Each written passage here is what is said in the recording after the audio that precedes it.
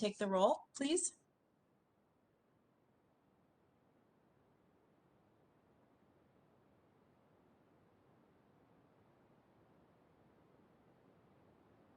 Vice Chair Lee, Present. Barber, Here. Galswick, Here. Jorgensen, Present. Rothler, Vento, who is attempting to log in. Thank you. Great, thank you, Tammy. Next will be approval of the agenda, and without objection from anybody, we'll just proceed as approved. Are there any objections on the agenda or additions, changes? Hearing none, the agenda is approved. We'll move on to the third item on our agenda, which is approval of the minutes from the June 22nd meeting of the Audit Committee. Is there a motion to approve?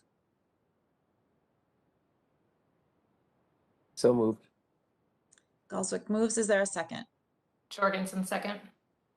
Thank you very much. Is there any discussion or changes to the minutes as sent out to everybody in advance? And Councilmember Vento's joined us. Great to see you, Councilmember Vento. We're just on approval of the minutes. All right, seeing no other further discussion, all those in favor say aye. Aye. Aye. Aye. Those opposed, oh, you want roll call. My apologies. Tammy, will you go ahead with the roll call on this? Thank you. Vice Chair Lee, Aye. Barber, Aye. Galswick, Aye. Jorgensen, Aye. Rothler, Vento. Aye. And Johnson's an aye. Okay, great. We have no business items on this agenda, so we'll move on to number 5, which is information. And I'll turn it over to Matt for his director's report. Matt, ball is in your court. Thank you, Chair, and thank you, members of the committee. Good afternoon, and good to see you all on this blustery fall day. I have a couple things to talk through today. My director's report, which is kind of a typical agenda item for me, but also I'm going to talk through just a draft of our department level strategic plan that we've been working on really for about a year or so in fits and starts, and have a draft today that I want to talk through. And when we get there, I'll explain a little bit more about what the process will be. So first on my list is just to congratulate Nick Jelinek, one of our auditors who's been promoted to auditor in charge. We're really happy about that development. Nick's been with us since he was an intern for 4 or 5 years now. And I think at the rate he's being promoted, he'll be sitting in my chair in no time. So look forward to that. We're confident that his experience and his skills will be a benefit to a leadership position, and are really excited to work with him in this capacity. So congratulations, Nick. And we plan to post a new position to backfill behind him in the next few weeks as we get the time to do so. Just a note about this committee. We've talked a couple times over the last, really since you've been appointed, about since we really had a restart to the whole committee a few years ago with our community members that will want to eventually stagger terms to make sure that we have some continuity. In the last few months, I've talked to Katie Driscoll, who works on our advisory committee staffing, and we worked through some options. We decided we think what makes the most sense and will be the kind of the most productive will be to wait to the end of the term of all the 4-year terms. And at that point, we'll just repost 2 terms for 2 years, 2 terms for 4 years. What we'll probably do as well, and I've already been working with our general counsel, is to remove the requirement of the term limits that we currently have. I think it really, accept any sort of like comments that you might have on that, but I think from my perspective, there's certainly value in having some continuity and some getting people that are going to know our organization over time. And we've certainly valued the committee members, the 4 that we have right now, very much. So that would give the opportunity for for 2 members to be reappointed for 2 years, but still be able to continue on if they so chose to do so beyond that, what would be a total of 6 years. So we'll talk more about that as as it comes. That'll really be to coincide with the when our new council arrives a few years from now. So still in our minds, and we've been kind of working through some options. But that's at this point what we've decided to go with is just kind of let the term play out and go from there. Our audit team continues to work pretty much full-time telework. A number of us have been going to the office a day or two a week, and it's been nice to see people in person. Our facility is available to folks, but we're not requiring anybody to come in. We are working right now on filling out telework agreements for our department and the entire all the folks that can telework currently that have the ability to telework, and expect that starting after the first of the year, what we anticipate at this point to be starting to actually execute those telework agreements. So we're filling them out now so we can do some planning around availability, hotel cubes, things like that, with the anticipation that after the first of the year, there'll be a lot more effort to get people back into in person. Something I'm certainly looking forward to. Well, I think that we've been productive working remotely. I think that there is a bit of working together in person that's hard to duplicate for the long term and build a culture and a camaraderie and teamwork. So looking forward to getting people back on site at least a few days a week. But we'll continue to monitor, obviously, as we have continuously the state of the pandemic and some other factors as well. Chair Zelli has extended our remote meetings policy through the end of the year, so we expect that our audit committee meetings will continue to be remote at least through that point as well. So we'll have another meeting, anticipating another meeting in December, and I expect that will also be a remote meeting. Just another kind of my annual disclosure, or my quarterly disclosure, that I continue to work on the incident command structure. Something I think we all anticipated to be about a month or two is now on its about 18th month of effort. I'm serving as a planning chief for Robert Street Regional Administration Community Development. And our work, while we were winding down over the summer, really picked up again in the fall due to our requirement for all employees to either be vaccinated or submit to regular testing. And that started last month, or actually earlier this month, October 11th or October 4th. So that was quite a bit of work for our group, but we've kind of settled in the groove with that. And hopefully, I think as we all hope, the pandemic will start to wind down and we'll start to have less responsibilities around incident command. A couple of external audits I want to make sure you're aware of. First, the Office of Legislative Auditor. This isn't actually technically an audit. It's a inquiry.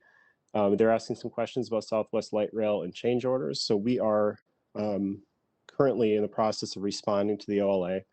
As with many other external audits, I'm playing a role of coordination, which is to say that I'm basically passing information back and forth between the OLA and the project team.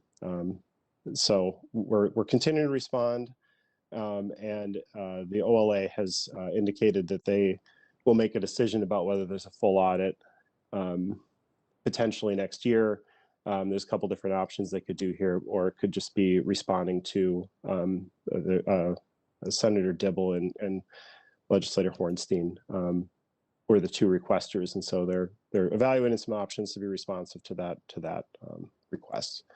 So more to come there. There's a Federal Transit Administration audit going on right now as well. This relates to our COVID-19 relief funds. This has been, again, just a coordination role for myself, and I expect that this would be fairly routine. This has to do with how we draw down funds, federal funds, and have documentation to support our expenditures. We have a very experienced team, been audited by FTA a lot, and so this one has been pretty routine, and we hope to keep it that way. So, but I'll keep you up to date on how that turns out. We have another IRS wastewater bond audit. Again, this is something that we do. We've actually done a couple of years in a row, I believe. We just finished one not too long ago. So I put this one again in the fairly routine audit audit process and Minnesota Office of State Safety Oversight related to our rail safety. Again, some routine work that actually happened over the fall. And we got a letter back with no findings, just a few observations on that one. So if there's any requests for information from the committee members, please let me know. I can always provide more detail or documentation to you if you so desire. As far as our work, we're recently completing a couple projects today with the presentations, one on contract negotiation, one on electronic bus procurement that was really focused on ensuring that the grant we're in compliance with the grant, but you hear more about that, and one about Metro Transit facility security. We continue to work on a couple other projects, our MnDOT funding agreements, Metro Transit safety, local agent security officer contract review, communications consultation, technology governance, and job classification process. So those are in various stages of completion. Some of those you'll see in December, and others will be presented probably into next year.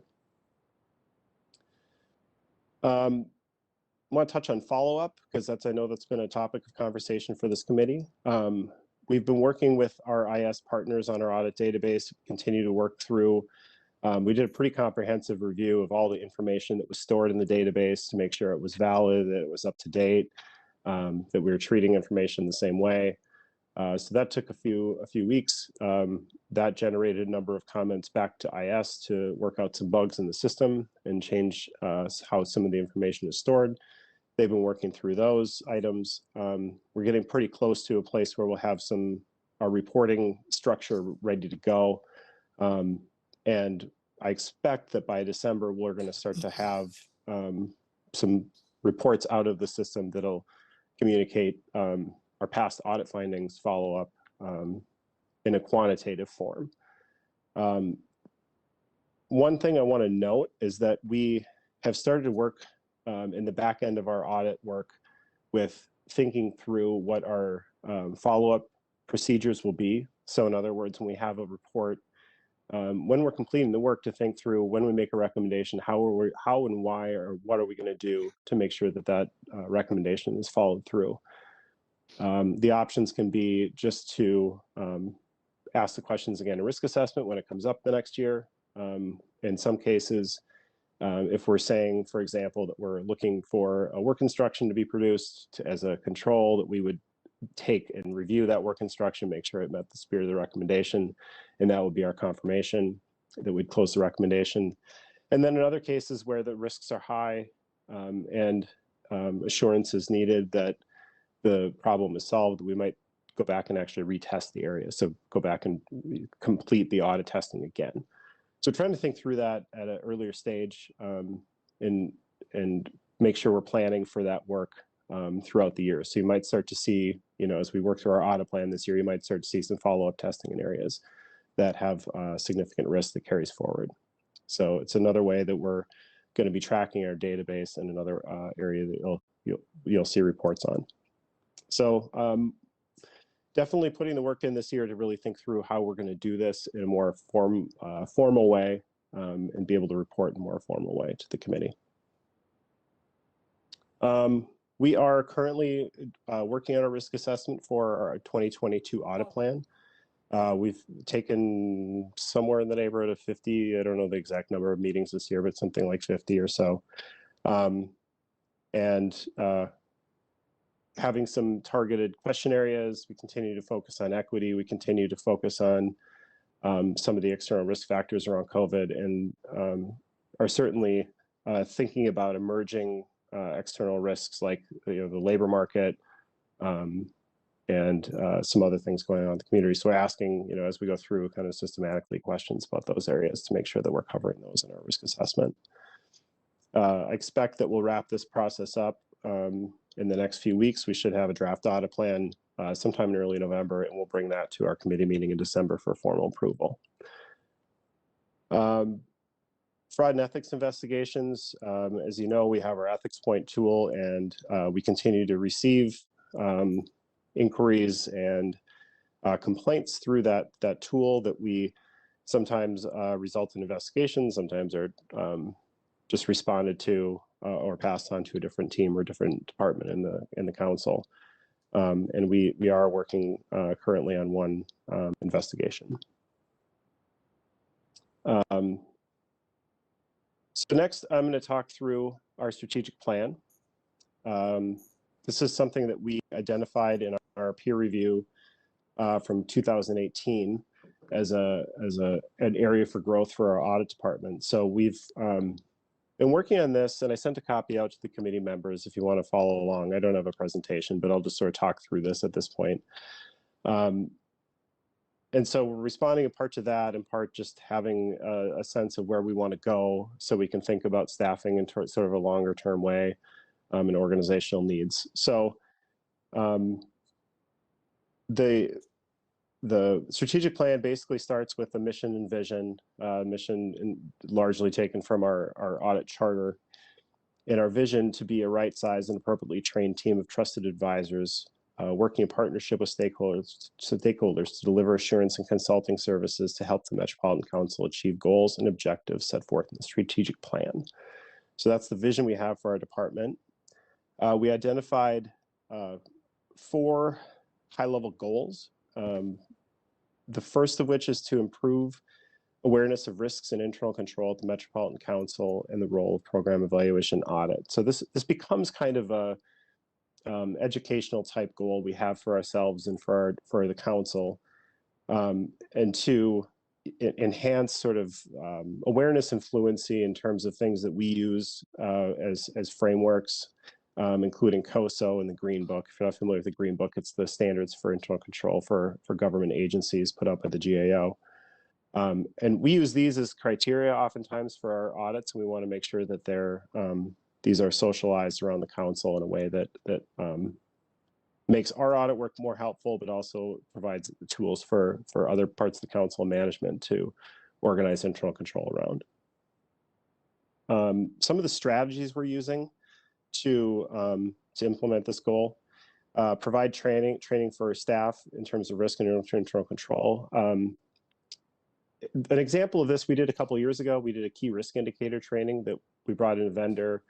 It was for our team, but we invited a number of targeted stakeholders to come to the first half of the training to learn about key risk indicators. So things like this, but also through our audit work and potentially some targeted, trainings, brown bag lunches, things that we could do with certain teams to help increase their awareness of risk and internal control. Some other strategies, obviously just our audit work in general, like using our audit work to speak to these best practices in terms of recommendations. Identifying business areas that would benefit from more direct and improved partnership. It lists some potential departments, but those are really just examples. And thinking about how to develop things like key risk indicators with selected departments so they can better monitor the risks and we can better react as an audit department. Looking at partnering with stakeholders and to ensure early involvement. So we started to try to become involved in initiatives. We've been learning a lot about a project called our Business Process Systems Integration Project that's going on right now that covers a number of different business areas and tools to make sure that we are aware and we can consult in terms of audit needs, but also have them thinking about risk and internal controls or developing new business processes. Other things, encouraging management participation in enterprise risk management activities. One of the things we've done for a number of years is a control environment assessment. It's required for state agencies, but we do it as a best practice in the internal audit department. We think that engaging management more in that practice would be a good idea in the long run. And then continuing with our ethics and compliance work, ethics and compliance hotline. Key performance indicators for our department. And I should note that this area, we identified some ideas in our strategic plan as options. They're really just that at this point. We're trying to develop kind of a longer term strategy about what our KPIs would be. Julia Quehl is actually participating was just accepted into the next cohort of the project development program at the council. And her project is going to be in part to look at our team's metrics and evaluation for ourselves as part of our required peer review process. So we'll develop these in more detail and put some actual sources of data around them as well. Our second goal, ensure staff audit knowledge, skills, and abilities are effective and efficiently deliver on our mission statement. A couple of strategies here: do a skills assessment of existing staff using a tool. The IIA uses an audit intelligence suite, something like that, but just to get a sense of where we are in terms of skills and abilities, and identify high risk and priority areas for targeted training and future hiring. So thinking about and making sure that we're aligning ourselves with some key areas. And you'll notice here that I included some specific things: IT, cybersecurity, capital programs, construction, procurement, investigation, ethics. So just wanted to note some areas that we're thinking about, and that I'll kind of tie to something else I'll talk about in the director's report. Aligning audit, staff budgeting, and organizational chart with high priority areas, and really just making sure that we're aligned with some of the key risks to the council and what we need to be doing. KPIs, annual progress towards training and development program, and measurement against future skill inventories. Goal number 3, improving the efficiency and effectiveness of the audit process. It was really continuous improvement around formalizing and finalizing our audit manual, and exploring analytical tools to collaborate with other assurance functions throughout the year. Looking at efficiency metrics for how we're completing our work, which could be things like budgeting and staff, like budgeted staff days versus used, and number and percentage of recommendations implemented. Formalize audit follow-up processes, which I mentioned a little bit earlier. A number of other things, including how data analytics may fit into our audit processes. And finally, maximize the use of audit resources to produce outcomes to help the council address opportunities, risks and opportunities identified in the strategic planning exercise of the council and divisions. This is thinking about how we're aligning, which we're required to do by IA, to align with the council's objectives, strategies, goals. So the strategies here are really just aligning more formally with the council's strategic plan and division level strategic plans. And then thinking too on the back end of how we can think about the number and percentage of recommendations we issue by strategic planning goals. So that was a very quick high-level overview of the strategic plan. I wanted to talk through this today. I would be willing to engage with any of the committee members over the next few weeks as we finalize this. We'll bring it back in December for a formal approval and vote. So if there's comments, certainly an opportunity to do so. We'll be sharing this with senior executives as well. I'll bring a version of this to the executive team in the next few weeks, and then hope to complete it by the end of December. Any questions on this before I move on? I can take a sip of water. Are there any questions from committee members? I see Committee Member Jorgensen's hand up. Okay, Committee Member Jorgensen, and then Committee Member Galswick. Thank you, Chair Johnson, and thank you, Mr. Latour, for your very thorough update. Appreciate that, and I also appreciate the work that's being done on the audit follow-up. I'm the one that keeps bringing this up, and I'm going to do so again. Just want to make sure that that piece of your plan continues to move forward. One thing I'm not sure that I heard you mention is whether or not the audit findings that you're going to be talking about have a severity rating or like an essential rating. Could you address that, please? Yeah, Committee Member Jorgensen. So we've had a system in place where we've talked about essential. I think it's essential, significant, and then there's actually 2 that are really both consideration. What we found over time is that everything ended up either being consideration or essential. So what we're really trying to do is, rather than, and we actually did an exercise where we looked across other audit shops to see how other audit departments tackle this question of like what rating system are used, and found a mixed bag of some that have something similar, high, medium, or low, or significant, essential, consideration type rubric. And then there's actually a lot of audit shops that don't specifically cite, put a rating on it. What I'm hoping to do is really with the, the categorization of how we treat follow-up, plus being a lot more explicit about when we talk about the effect, and the auditors will know what I mean.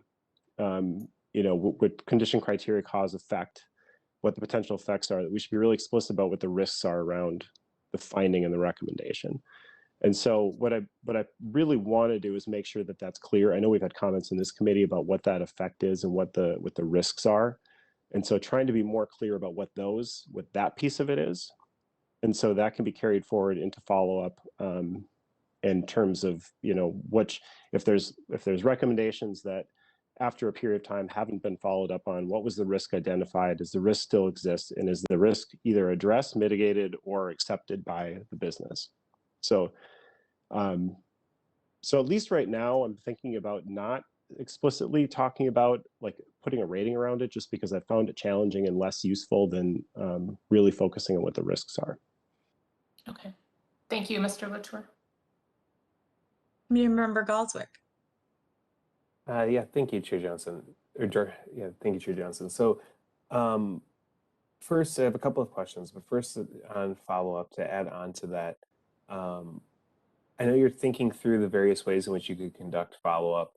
One thing I would encourage considering is having some sort of regular schedule and report back to this committee on when were things due, are they past due, just as kind of a regular cadence, because I think, at least from my experience, I've found that helps to actually drive completion when they know that, it's going to be reported out to the committee in February.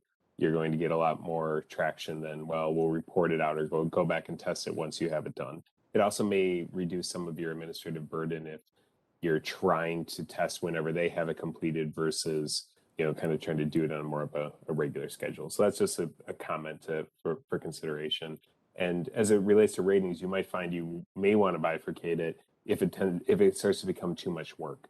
I'd be interested in ultimately how much time is it going to take you to do follow-up. I know for us at the university, we spend a lot of time doing follow-up, which thus takes away our resources from being able to go do additional work. And so that's part of the reason we use two different rating systems, because we say, well, we just don't want to spend that much effort trying to go back and confirm those things. Sure. So that's just a comment. A question on the strategic plan, and we can talk more about this offline if you think it'd be helpful.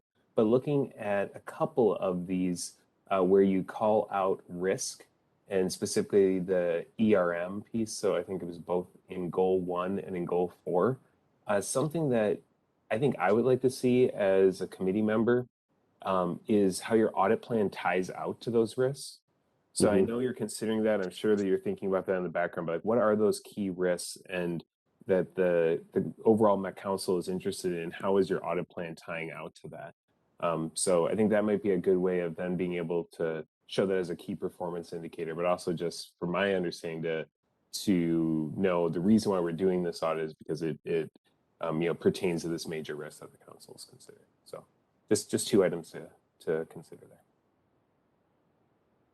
Sure, Committee Member Galswick, I appreciate the comments. I certainly agree on the point about reporting to the committee, and the director's report has that section that isn't quite quantitatively there yet, but I put it there to save a space for a regular item. And actually, Chair Johnson and I were speaking this morning about setting up some sort of a SharePoint site that you'd have access to, that we'd have like a regular resources, and it might just include like a regular report, maybe updated monthly or something that you'd be able to access to see where the state of these recommendations are. But I do think bringing things to the committee does create a sense of urgency for our team and for management to take action and follow up before these regular reporting deadlines. So I definitely agree with you there. And the comment about the strategic plan, I'd be interested in talking offline as well about if there's things that might be helpful as we draft. We'll think about that as we draft. Our audit plan always carries a risk section in front of the audit plan, and one thing we can do is probably be better about just tying those two things together, because they kind of exist almost separately. But really, the risk section is supposed to set up the audit plan. And so we do need to be probably a little bit more clear about when we're addressing those things in the risk assessment where it is in the audit plan. If not, why not? I mean, sometimes there's just not really an auditable objective around a risk. But to the extent we can do that, we'll be thinking about that in the next 2 months. So appreciate the comment. Perfect. Thank you. Great comments. Thank you. Is there anything else that the committee wants to know or comment on at this point? All right. Hearing none, I see we do meet again on December 14th. So Matt, if the committee does have any further conversations, we should, probably get those to you soonish, or at least by mid-November, so that it's kind of wrapped up into everything, so that it's not last minute, correct? Yeah, I'll follow up after the meeting too with sort of a timeline where maybe there's a comment period for a couple weeks, just so not that the deadlines are hard, but at least they'll give you a sense of like, if it's in by this time, we can react and have a final version. Probably sometime around Thanksgiving is when I want to have it basically final, so we're not updating at the last minute in December. That sounds good. I appreciate that. Good work on all of this. You've got a lot on your plate. One of the things I always think about, whether it's this or other divisions, is just making sure, and I know it was addressed in part of your report today, is just making sure you've got the staff that you need, capacity and all of that as you're taking on new things and managing through these difficult times, certainly with COVID. So just hats off to everybody for all of your hard work on this, and we'll see the plan in the strategic plan come back in December at our meeting. And Chair, I have one more point to make. Because I deviated from my director's report to do the strategic plan, but I want to make sure there's one more thing I wanted to make sure I highlight for the group. And that really ties to, I think, what you just said about resources. One of the things that we've identified this year really, and just presentations from around the council about capital projects going on. Obviously, Southwest is the largest project we have out there right now, but a lot more coming. I think I've heard the number $6 or $7 billion in capital projects somewhere on the near horizon, as you well know.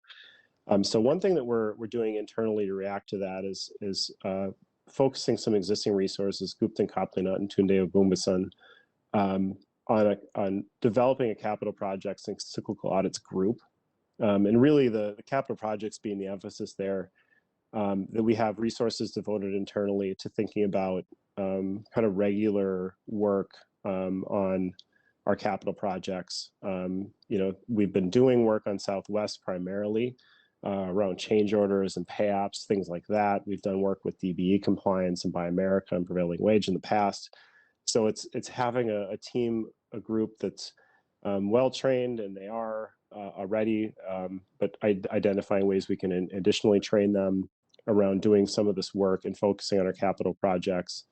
And also then, just because we have them going, we've got some other areas that they've got some expertise with that I think will be kind of feed into key risk indicators around things like asset management and some of the stockroom work we've been doing over time. And so I'm real excited about this initiative. You'll start to see in the plan for next year how that we'll implement that work. We're just kind of there. Those two right now are taking meetings with a lot of those managers in charge of capital projects right now to kind of introduce themselves, generate some ideas about how we can best support them. But I think given where we sit with the council right now and looking on the horizon, it's an important area and one for potential growth in our team as well, just because there's just so much going on and so much that's worth having a handle on. So just wanted to talk about that a little bit, make sure it's out there and that you're aware of that we're getting that started. And Councilmember Vento. Thank you, Madam Chair. This is directed to Matt and also the members of the committee who are not council members but come from the audit professions and are steeped in this. I want to tell you how much I appreciate these presentations, and in particular the Q&A that follows. I always feel like I learn so much. My background is in elementary education and education in general, and a few other things along the way, but definitely not in audits. And although, Matt, you did a great job of introducing us to the work of this committee, I just want to commend the folks I noted for the learnings that you provide every time we meet. I find it really beneficial, and I just want to say thanks. I will second that. We have an awesome group, and we appreciate their contributions very much. Thanks for the smile, Amy. Thanks for the thumbs up, Quinn. You guys are awesome. You really do round out this group, and it's a nice, you know, obviously planful way to keep the, you know, council members in the know, but having your insights into this as well is huge. So thank you for that. Are there any other questions on the director's report or the overview of the strategic plan at this point? Chair Johnson, this is Andra Rothler, and I'm Oh. sorry, but I'm having some issues with my WebEx, so I can't do a smiley face or a thumbs up, but thank you very much. It's a pleasure to serve on this committee with everyone, and I continue to learn from Matt also, and we bring ideas back to Hennepin County Internal Audit as a result of my work on this committee, so it's much appreciated. Thank you very much. We appreciate those comments. Go team. All right, seeing no other discussion, then we'll move on to item 2 under information, contract negotiation and non-standard agreements. We've got Julia, I hope I say your name right. Is it Quehl or Quehl? I'm probably saying that wrong, my apologies. And then we've got Nick and Tunde who are here for the presentation as well. So I will turn it over to staff, whichever one of you is going to take this on for that presentation.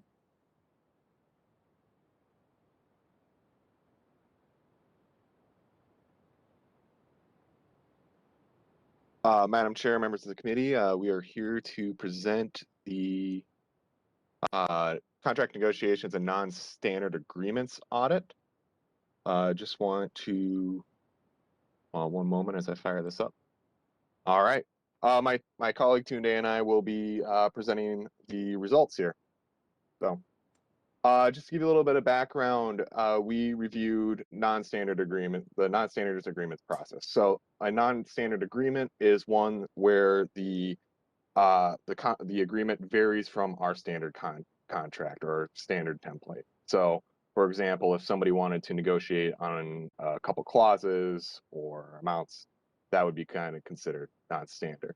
And so typically these are interagency agreements, procurements, grants, revenue items, and then there's a 5th category of miscellaneous. The team has 4 full-time employees to manage contract negotiations. This includes the assistant director of procurement, and the team also consists of 3 lawyers. But this team works together with project managers, risk management, and the Office of General Counsel to help limit the risk that our non-standard agreements pose. To give an overview briefly of our objectives and scope, the first thing we wanted to figure out was the most commonly negotiated clauses. Second, we wanted to make sure that our contracts were compliant with regulations and policy. Finally, we also wanted to take a look at the contract negotiations process's efficiency. To touch on the scope here, we reviewed specifically executed non-standard agreements from January 1st, 2020 to January 1st, 2021. By executed, I mean those that were completed, signed, and implemented. We also reviewed the procurement's contract log database for open assignments for dates in May and June of 2021. Briefly, the methodology, we did a lot of interviews. We interviewed all of the contract negotiators, and we also met with various other groups around the council. Ended up being 14 different stakeholders, including people in information services, the Metro Transit Police Department, the Gold Line office, and OGC and risk management as well. We also did a document review where we reviewed a selection of the 205 executed agreements in the last year. This selection was representative of the agreement type and value, but we selected which ones we wanted to review. Then also we reviewed the contract log database for the open agreements and also get a sense of the aging of the agreements inside the database. And now I will turn it over to my colleague Tunde for the findings or the observations that did not result in findings.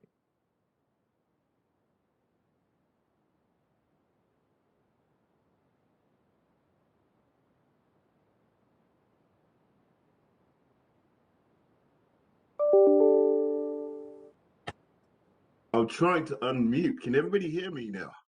We can hear you, Tunde. Okay, I'm scared for a minute. Madam Chair, committee members, members of the public, good afternoon again.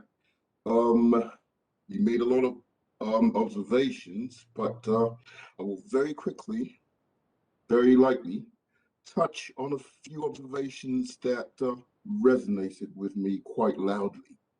Okay, here goes. Non-standard agreements are viewed as less risky.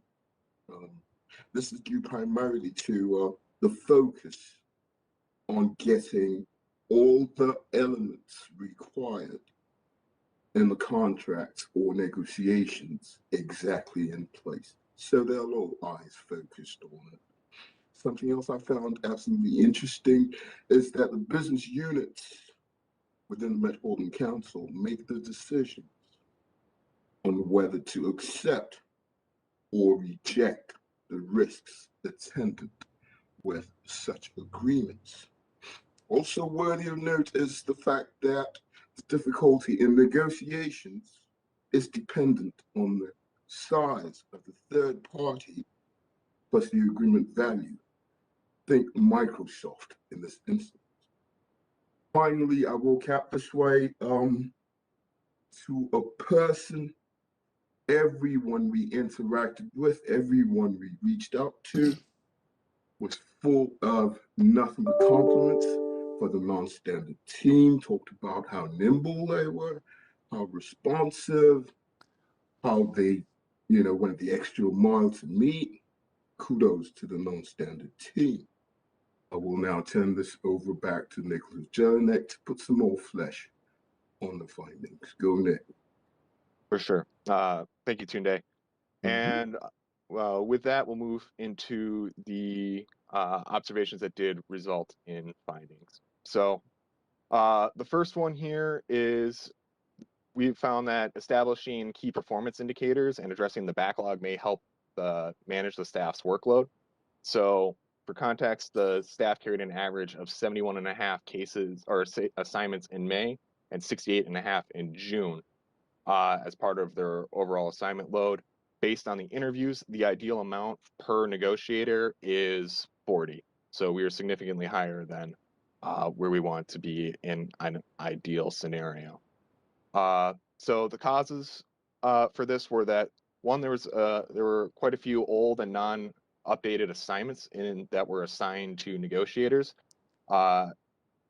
Basically, the agreements we looked at to see if there were when the agreement was open, if it was opened more than 180 days ago, we considered that an older one, and then also we looked at when the last time it was updated with the same stat. So if a agreement had not been updated in 180 days in their log database as well, we consider that to be not updated. The second cause is that they didn't have any performance indicators formally defined, and this is referring to it. A performance indicator might help the team know when they're approaching a level where they can't keep doing or where they're getting too many assignments assigned to them. And then finally, the staffing has not returned to its previous levels. Previously, there were 3 full-time members of the team, but the way it is set up now, the assistant director is also taking on a significant amount of assignments.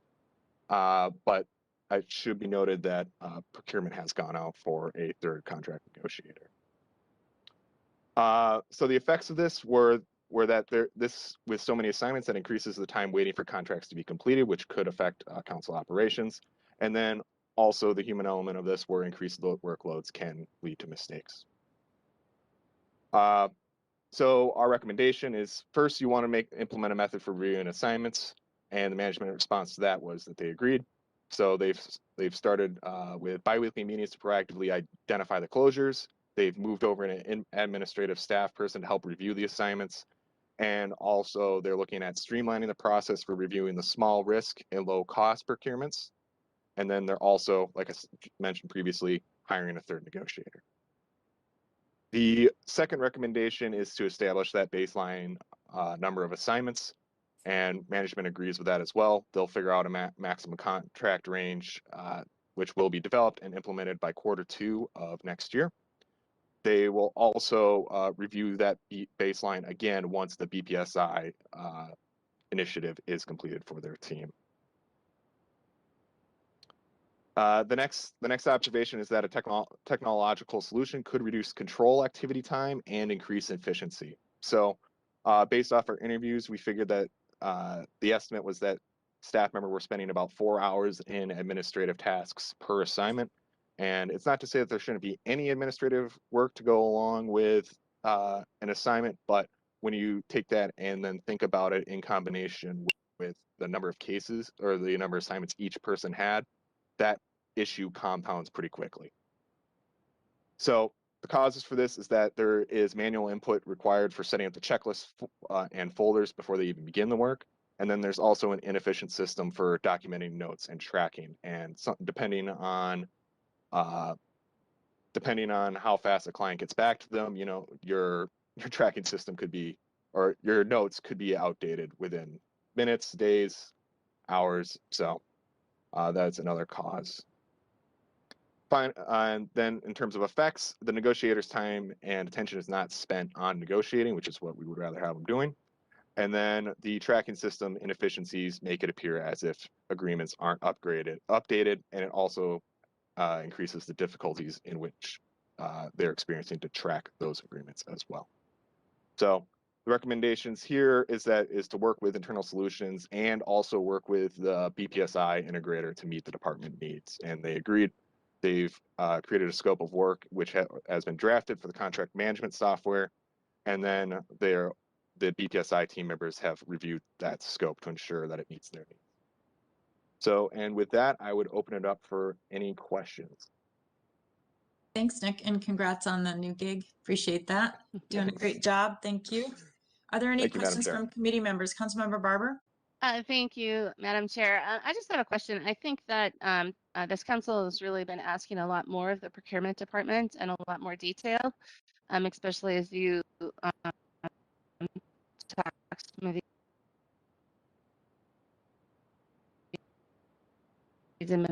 that's something that's Councilmember Barber, I think you might be having connection issues, or else I am. Is everyone else able to hear Councilmember Barber clearly? bring that up. Yeah, Madam Chair, I'm struggling to hear the question. I'm sorry. Councilmember Barber, All right. can you try without video, or maybe, All right. Can maybe you you're hear good me? now? Here, yep, I'm turning my video off. Can you hear me now? Yes. Okay. All right. So my question was, I think this council is asking a lot more information and detail from the and things that come to us in their feedback. Did you get that, Nick? All right. Madam Chair, I'm sorry to say no, I did not. Deb, if you, or Councilmember Barber, if you want to type that in, I'm happy to make sure we can put that into the record and ask the question. Sorry. Well, let's move on. And are there any other questions while we make sure we get Councilmember Barber's question documented and asked? Councilmember Lee. Thanks, Madam Chair. My question is, if the staffing level was not to previous levels, was that in the context of us being in a pandemic, or why was the position maybe not filled as earlier? Yeah, Madam Chair, members of the committee, Vice Chair Lee.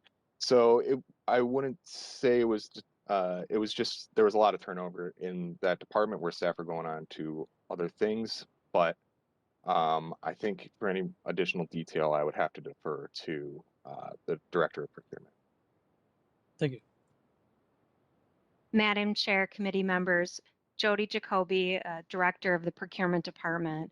And thanks so much first to Internal Audit for their good work on this audit and really helping understand some of the challenges that this unit has faced and continues to be challenged with in working on these vendor-generated agreements and interagency agreements.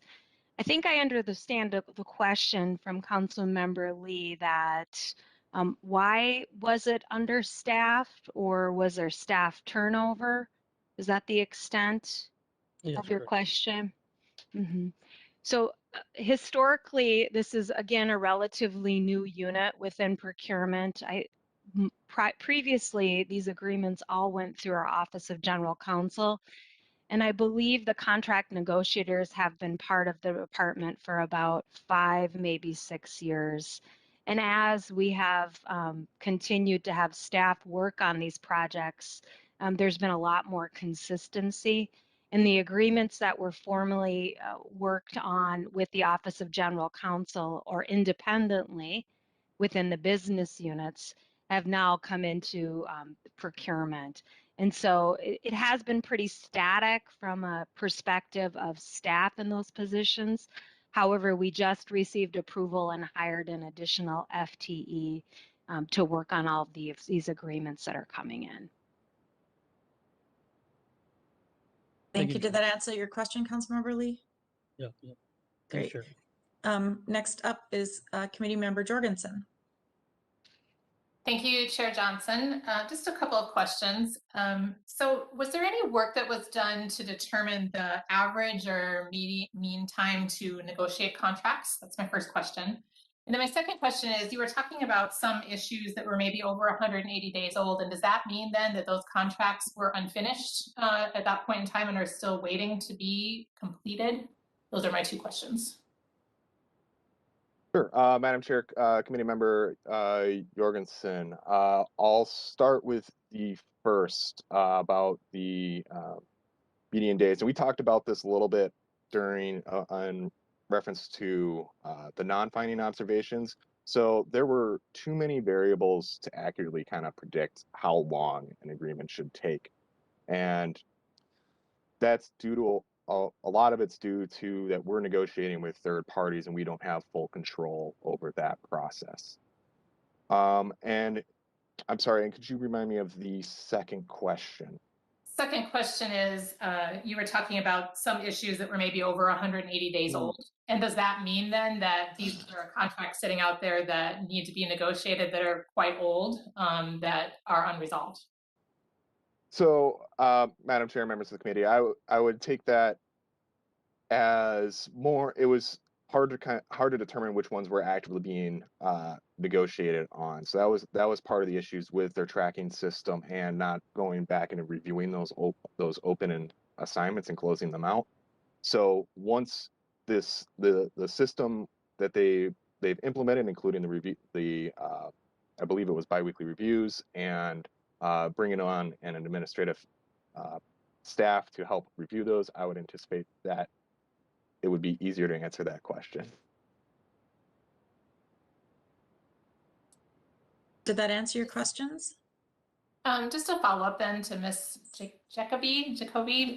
So what is your sense then on if there are contracts that are that age or older that are waiting for action? Is it simply a record keeping thing, or do you actually have some agreements that needed to be closed out that were not?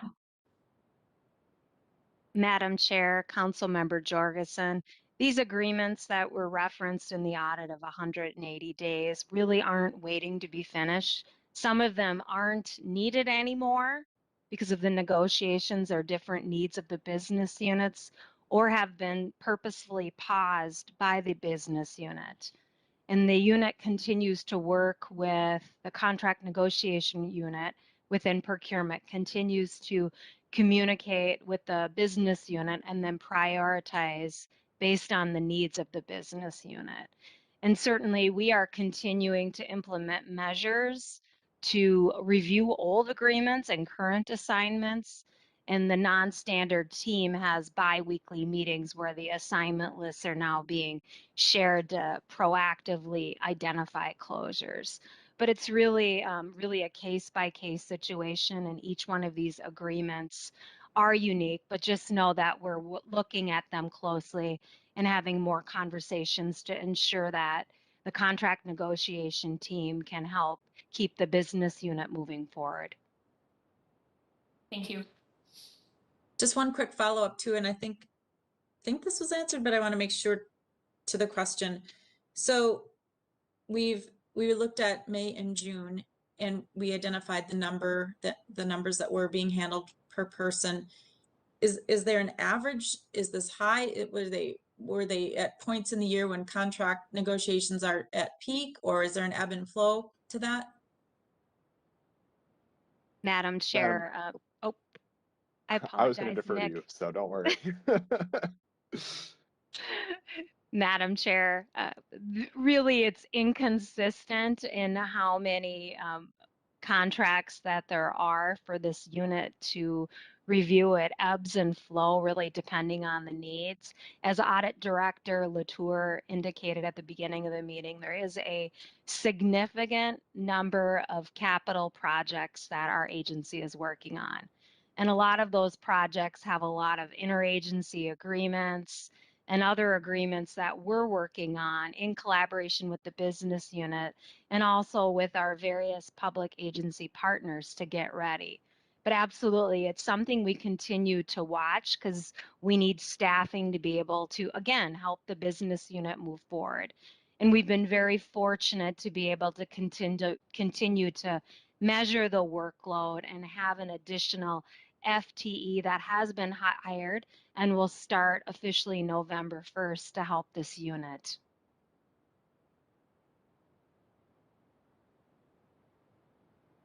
Thanks, Jody. Appreciate that. I know Committee Member Galswick is in line, but I want to get back to Council Member Barber's question, which we've got in the chat. She says, I know this council is asking a lot more for more detail of procurement. Is that something that is impacting resources and time for administrative tasks? Madam Madam Chair. Chair, I would defer it again to the director. I'm sorry, Nick. Madam Chair, No worries. Council Member Barber, you know, absolutely the level, the threshold, the breadth and the depth of the projects is impacting our unit. And we continue to monitor that and then have conversations with the different directors and general managers to make sure that we are right staff. So these are positions that are highly skilled. And so we need to have time to train and have people in positions to be able to, again, help with these solicitations and negotiation of these very complicated agreements. And we're also considering looking at existing staff and reviewing their job duties and giving them opportunities to continue to develop in their career and having a lot of individual stretch assignments, again, to help them grow and develop, and then also to help our business units get their very important projects accomplished in a timely manner. Thanks, Jody. And I know, and maybe Councilmember Barber was thinking of some of this, but certainly there's, with this council working on our goals around DBE and, you know, diversity contracts, minority, BIPOC, women, you know, I know that is putting more pressure on too. And at the same time, I know this council holds all of this, and that especially is a high priority. So again, I think a lot of times when I'm hearing us go through budgeting and I'm hearing department plans for the upcoming year, you know, it a lot of the time goes back to capacity and staff. And so I just want to be, our group certainly must be aware of that as we listen to all of this, but it's something that the council has to prioritize too, to make sure you all have the resources to get this work done, because it's a heavy lift and we recognize that. Councilmember Galswick, and then I believe Councilmember Rothler has a question after that. Thank you, Chair Johnson. So my comment's more of a form over substance, but that highlights page that was added to this report, I'm not sure if we'd seen that before, and I just wanted to say I really liked it. I thought it was a nice way to get kind of a quick glance. One thing I might add is a couple sentences on background, just explaining what the unit, just like how you started your presentation. But otherwise, I thought this was a really nice, quick summary to be able to look at it and know what the highlights were. So just wanted to thank you for that. Great comments, thank you. I'm sorry, you're all council members today. Committee Member Rothler. Thanks, Madam Chair. Yeah, I just want to comment too. I appreciate you adding and calling out the effect of the observations. So that's really helpful for those of us outside of the council to understand sort of the potential impact. I've got a question though about something that seems kind of counterintuitive to me, if I understood correctly, and maybe it's just nomenclature, but did you indicate that you thought that non-standard agreements were less risky to the organization? Is that? Yeah, Madam Chair, Committee Member Rothler, yes, that was so. We had approached this with the idea that non-standards would be riskier, right? Thinking, okay, well, if we're not going to, if we're not going to be using our standard template, and then we're negotiating with third parties, that introduces a level of risk that the standard template controls for. Based off of our interviews, we literally asked that question: what is do you view the non-standard agreements to be more riskier than their standard counterparts? And the audit the clients and the project managers said that they didn't think that was the case, because it goes through so many more levels of approval and so many more, they have so many more eyes on it, that it helps control for the risk that would be there otherwise. So yeah, I can understand that perspective. Another one though that I would think about, especially if we're talking about workloads and things, I know a strategy that we've used is to try to create as many contracts flowing through a standardized process, because it reduces, kind of the additional work that might be associated with a non-standard agreement. And I think there's other benefits too. So, there's probably different ways to view the risk of these non-standard agreements, but it'd be interesting to hear if anyone's explored opportunities for creating more kind of standardization around some of these things, or if they truly all need to be uniquely considered. Madam Chair, I would defer to the Director of Procurement.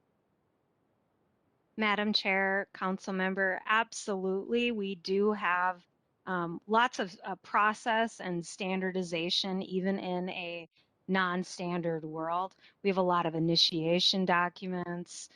We have checklists. And so there are a lot of consistencies, even within a very inconsistent process, because it really depends on if we're working with a public agency.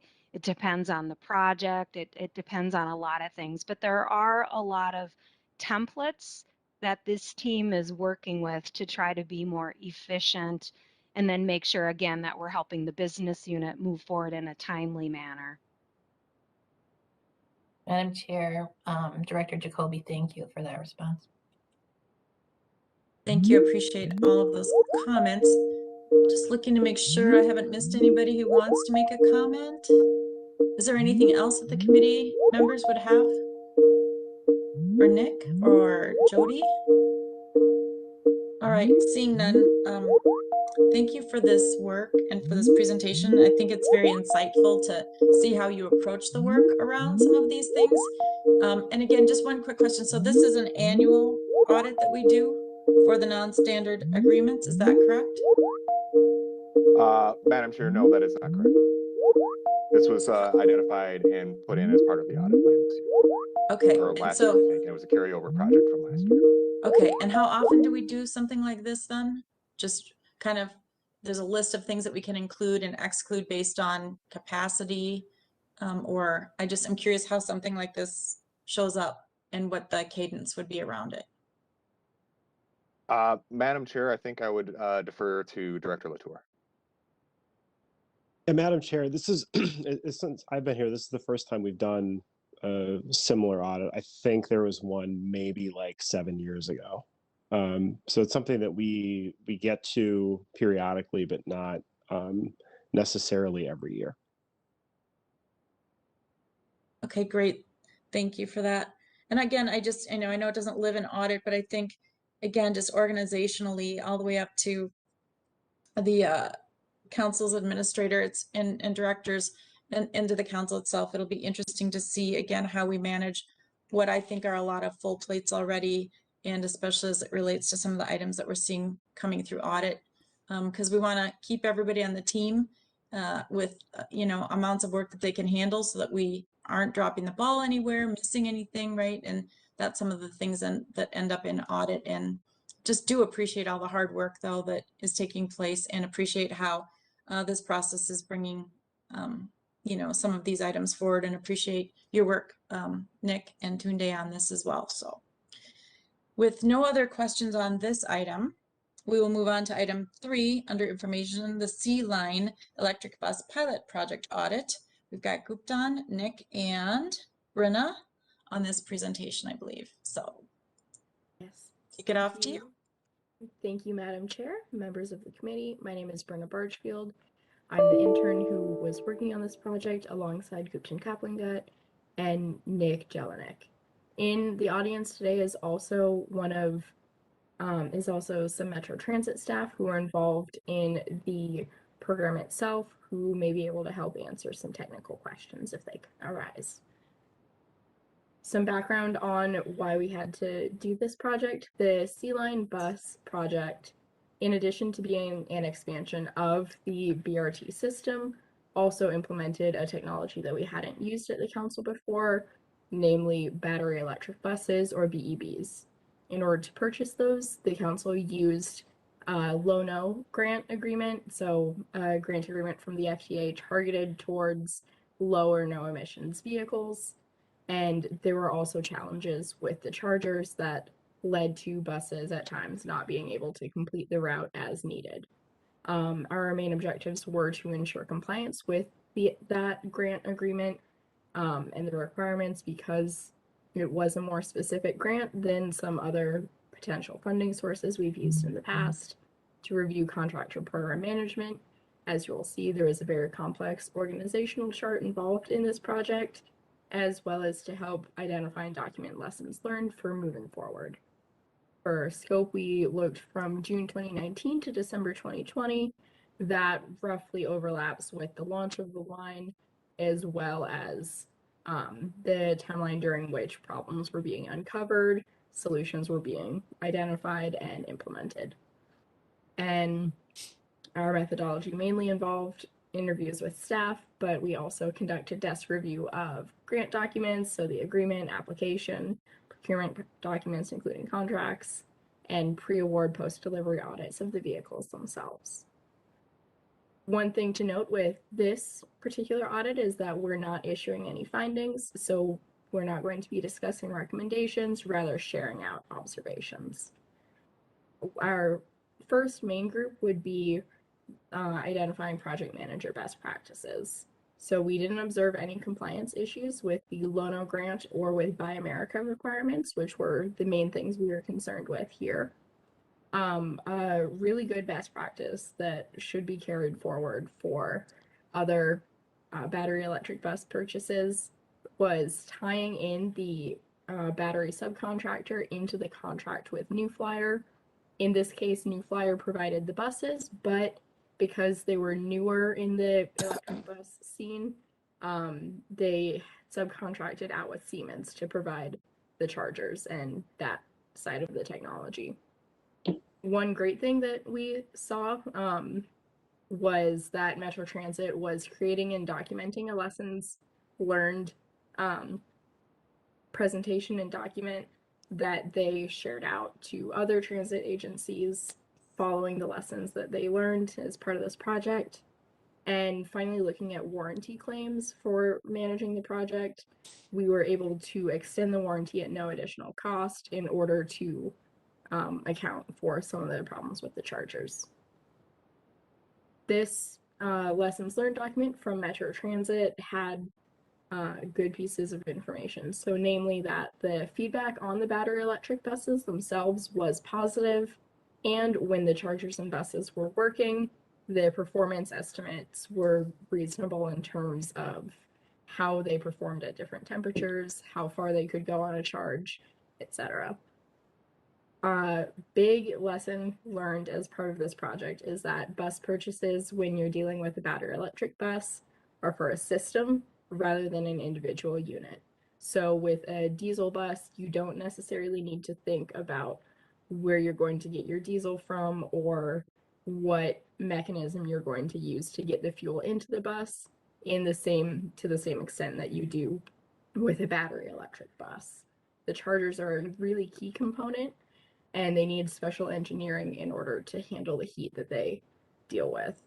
And this is one of those cases where subcontracting between New Flyer and Siemens really added to the complexity of the project. So here is a snippet from that document that Metro Transit put together. You can see that there's, I believe it should be 9 different private partners who were involved in some way. And so that led to a lot of seats at tables during conversations. Finally, with this audit, we had a changing environment in terms of both Metro Transit's plans as well as the broader environment of the technology. So internal to Metro Transit, there were new bus purchases this year, mostly diesel buses, but there were also Proterra electric buses purchased that are still battery electric buses, but from a different provider, although it still used the same sort of FTA grant. So moving forward, we can apply some lessons there with the grant management there. In addition, Metro Transit is still working on expanding how developed the zero emissions transition plan is, and they're doing that with the help of a consultant and state funds. So what their future plans look like based on lessons from C-Line, based on their Proterra electric buses, and based on information from that consultant is still changing and ongoing. With the Proterra buses, those are set to be put on routes that don't need to use on-route chargers, as those were the chargers where many problems with the C-Line were housed. And then looking at the changing environment of battery electric buses in general, I alluded to the fact that Proterra is a more experienced provider of battery electric buses than New Flyer was at the time of purchase. So there's some organizational expertise with that particular vendor, but there's also a rising proportion of alternative fuel being used both as a proportion of transit vehicles in the US as well as more organizations, including pilot tests. And when I say alternative fuel public transit vehicle, not all of those are battery electric buses. It could also include hydrogen fuel cell buses or other forms of low or no emissions vehicles, but battery electric buses are certainly part of that. And so in conclusion, Metro Transit was compliant with federal rules and regulations. There are challenges to be expected with new technology, but Metro Transit took those and used problem-solving strategies to help reduce some of the impacts and to apply lessons moving forward. And as they move forward, we at Audit want to leave the door open to return to future BEB projects as they emerge and as we, as an organization, continue to expand our scope in this area. With that, I'll open it up for questions. Thank you for the presentation. Are there any questions from the committee members? Taking a look to see. Councilmember Barber. All right, we're going to try this again. Can you hear me this time? All right. Yes. Sorry, my Wi-Fi is not cooperating, so we've tried new technology today. First of all, I'd just really like to thank you for doing this. As you know, we are moving towards bringing in more electric vehicles into our fleet. And so being able to look back at this experience, the good and the bad, is very helpful. I do appreciate even some of the things that you outlined in the reports of things that we had done to limit the council's liability and how to document the lessons learned, I think are really significant because that's what's going to help us going forward as we do this. And also, as we look at some of this in the future, I had mentioned this in Transportation Committee, I believe, the other day. One place that they've rolled out electric buses and are doing more, and they did some vendor comparisons and different things, is Toronto.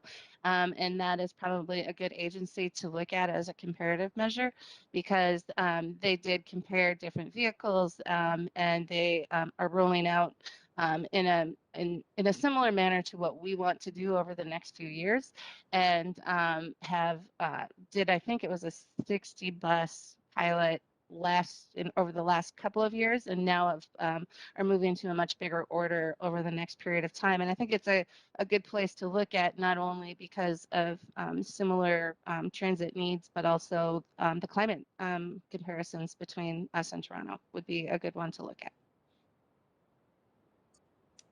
Thank you, Councilmember Barber. It's also good to have you on this committee because of all of those contracts relating to transit and transportation. Thank you. Any other questions from committee members? Committee member Goswick. Thank you again, Chair Johnson. So this is kind of a two-part question, and it's kind of following up on Councilmember Barber's comments. So if I'm understanding it correctly, I'm trying, or maybe I should rephrase it this way. I'm trying to understand what the key cause was of the problems that we had with the implementation of the electric buses. Was it really in the vendor selection, that it was a vendor that just wasn't as experienced and subcontracted with another vendor that wasn't as experienced? Or was it more so on the side that we were trying to do it on just a single line?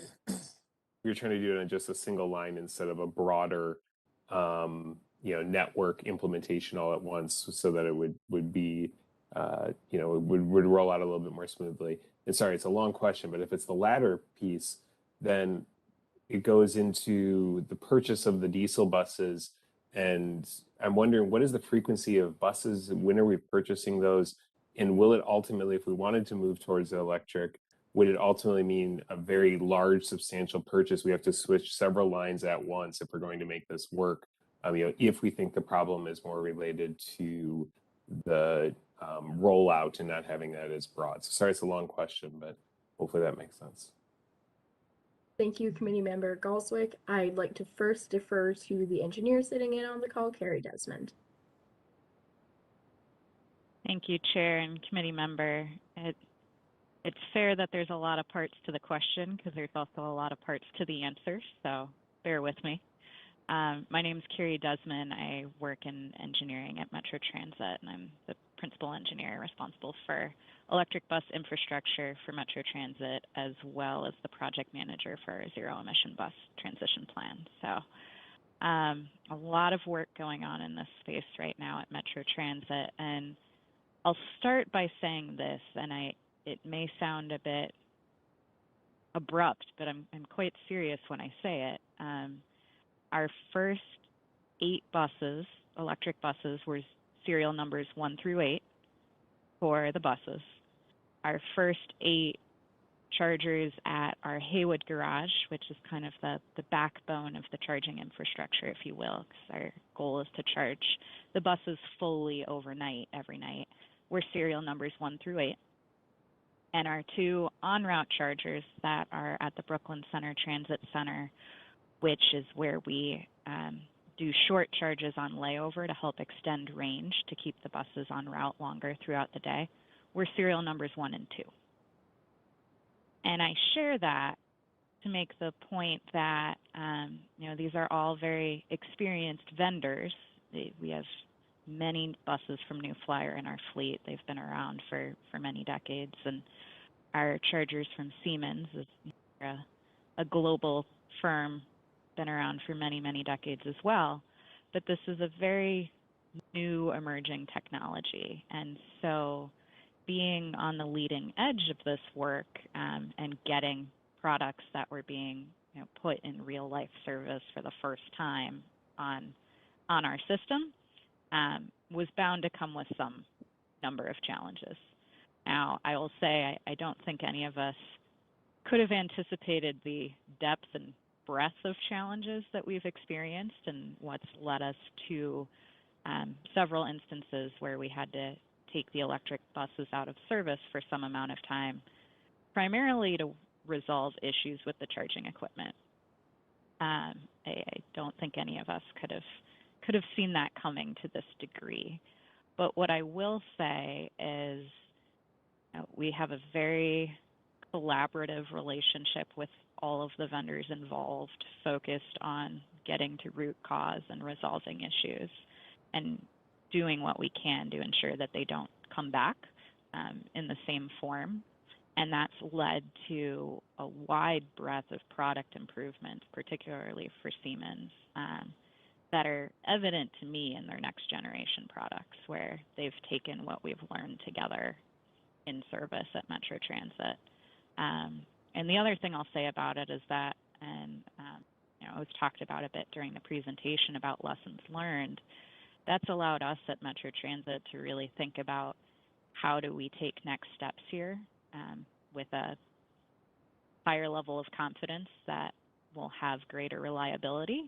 And that's where, that's really the rationale behind using buses in local service next that charge only at the garage overnight. It's one less piece to the puzzle for making sure the buses are fully fueled and ready to pull out.